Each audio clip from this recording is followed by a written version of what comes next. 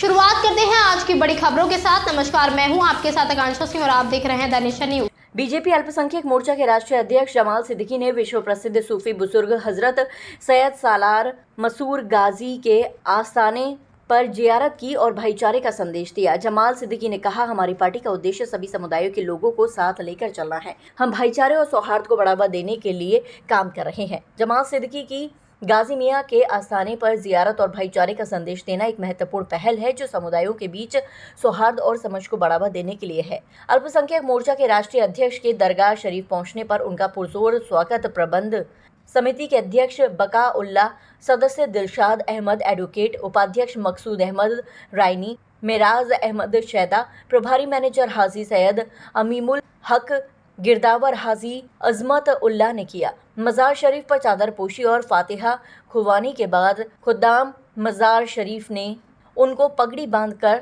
तबर्रुक पेश किया। मज़ार शरीफ पर हाजिरी के बाद जमाल सिद्दीकी ने स्थानीय पत्रकारों से भी वार्ता की।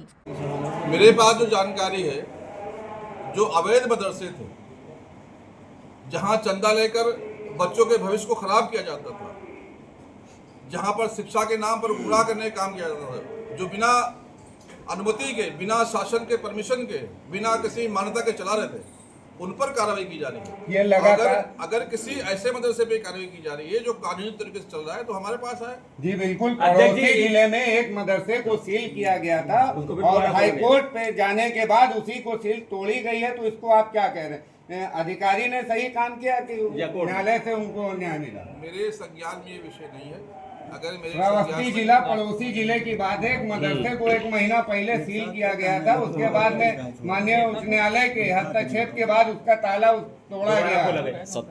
1 महीने में वो जो मदरसा बंद था, इसका कौन जिम्मेदार है और ऐसी कार्रवाई अधिकारी किस आधार पर कर सकते हैं? देखिए, मैं कोई गूगल नहीं हूँ कि हर बात की जान मुझे। मैं आपको बता रहा हूँ ना सर, पड़ोसी जिला आप बता रहे हैं, लेकिन किस वजह से बंद हुआ था आप डिटेल उसको अवैध बताया गया था।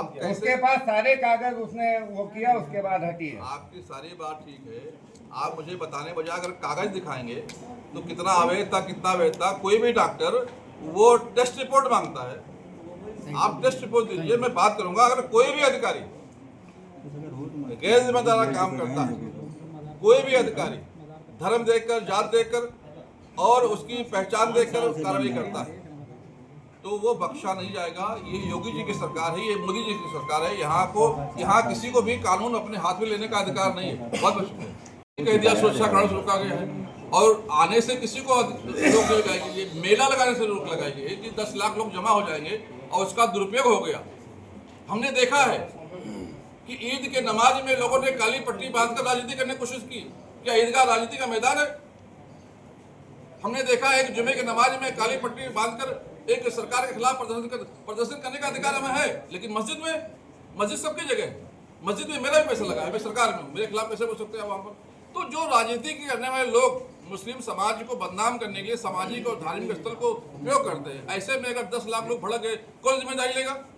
उसके बाद भी मैं फिर माननीय मुख्यमंत्री श्री योगी आदित्यनाथ जी का, उनके पुलिस विभाग का शुक्रिया अदा करना चाहूँगा कि उन्होंने हमारी आस्था जहाँ तक है वहाँ तक हमें जाने का अधिकार दिया है।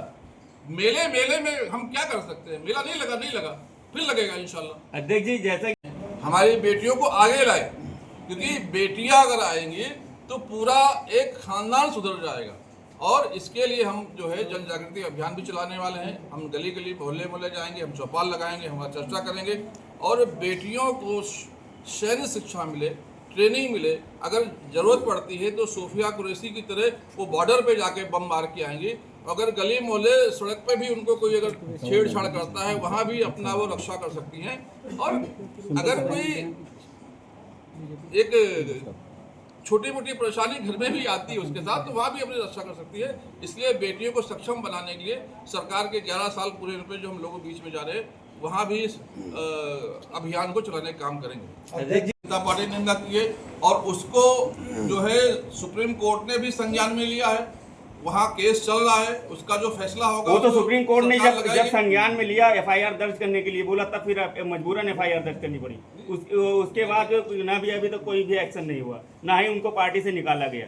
कैसे देखते हैं? आपको भी पता है, जब कोई मामला सुप्रीम कोर्ट में चला जाता है तो कोई भी उसमें दखल नहीं देता है। वो एक प्रकार से अगर कोई दखल देता है तो वो कोर्ट की अवमानना होगी।